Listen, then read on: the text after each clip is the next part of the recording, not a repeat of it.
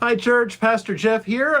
Two things to say to you today. One of them is this sermon series we started last Sunday is clearly connecting with people really well. And I only take partial credit for that because the sermon series was put together by Adam Hamilton and Church the Resurrection. But, when we bring in their stuff, it's always so good. It's called Half-Truths, and it takes phrases that many Christians oftentimes say with good intentions, but that don't really carry the full weight of what they should. So, for instance, last week we talked about everything happens for a reason. Now, we say that with good intent to make somebody feel better, but the truth is there are problems. Like that phrase falls apart very quickly and can actually land really, really badly. So what we did in the sermon was talk about why and come up with something better we can say. And in the process, well, I know I felt like I had a deeper internalized understanding of how God helps us when the tragedies of life come, and I hope you walked away with that too.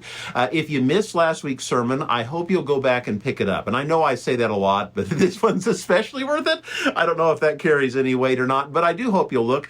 I had a cold, and so there's you'll hear my voice be a little scratchy through the sermon, but I'll link to it in the email this comes with, and I hope you'll go back and look. If you were here in person, there was also an audio problem with a video that was played during the sermon. It's really funny, and I knew that you weren't able to hear it when there was no laughter at the points where there really should have been. So I'm going to tag that on to the end of this video today. Now, next week, the sermon is on God won't give you more than you can handle. Have you ever heard that? Have you ever thought that? Have you ever felt shame because of that? God won't give you more than you could handle. Well, that's only a half-truth too. And what we're going to do this Sunday is pull apart why and suggest a much better phrase for it. And this one is important enough that we actually got cards that have the bad phrase and the better option on it and a helpful scripture verse on the back. And we're going to hand these out after worship so you can put it in your wallet, put it on your desk, on your refrigerator, whatever works for you. And whenever you have a hard time or whenever life feels like everything's going crazy, well, this is something you can lean on. So come Sunday for that. Now, the other thing I want to share with you this morning, this Sunday is one of the special Sundays of the United Methodist Church, Native American Sunday. And our bishop now is the first Native American bishop in the United Methodist Church. Took us long enough, but I'm glad that Bishop Wilson's with us now. And one thing that he's asked us to do is to read a land acknowledgement. Now, land acknowledgements are not perfect. The history can be a little bit iffy.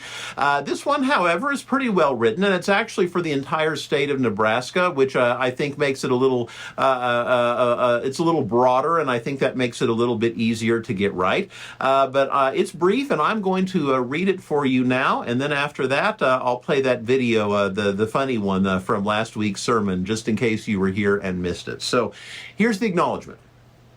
We acknowledge and honor those who came before us, our siblings on whose land we stand. We reside and gather in the ancestral territories of many indigenous nations. Now, I'm going to try my best to pronounce these correctly. I'm sure I won't be quite right, but I hope you'll be able to tell I'm trying. It is important. We reside and gather in the ancestral territories of many indigenous nations, including the Arapaho, Cheyenne, Kaw, Lipan Apache, Osheki Shakowin, Omaha, Ohanumpa, Oto Missouri, Pawnee, Ponca, and Sikongu. We recognize that these lands were at one point home to many people, including those who were forced to move from their ancestral homes. Nebraska is the current homelands of the Omaha, Ponca, Santee, Sioux, and Winnebago nations. We recognize the enduring presence of Native peoples and their many contributions to this area, past, present, and future. And this Sunday we'll have a special offering, half of which stays in our conference, half goes to help nationally that includes some of those who were removed from their ancestral lands. And I hope this week you'll take a moment to consider it and to pray and to consider how those with skin like mine have benefited from harm that was done in the past. It's important to recognize that, even as we try to live better ourselves. All right. So, once again, the Half-Truth series ongoing. I hope you'll come this Sunday, for God won't give you more than you can handle, and to get your take-home. Now, let's watch the Eric and Andy video that was so hard to hear last Sunday.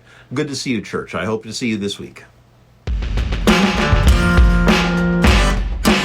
Hey, Roomie, what's up? Dude, you're not gonna believe what happened to me. Tell me what happened. Okay, so for Christmas this year, my mom decided to go with clothes, and she got me a sweater. It's a nice sweater, $100 sweater. I went and returned it, and they actually gave me $200 back.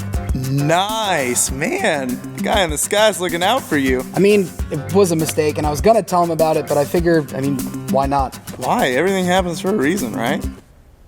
Dude, why did you ask out Lindsay? I told you that I wanted to take her to dinner.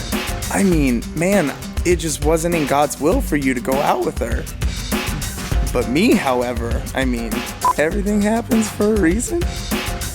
You left your laundry in the washer again. I thought we were doing mustaches this month. Dude, I thought you were gonna change the litter box yesterday. Dude, you were late getting here today. What took you so long?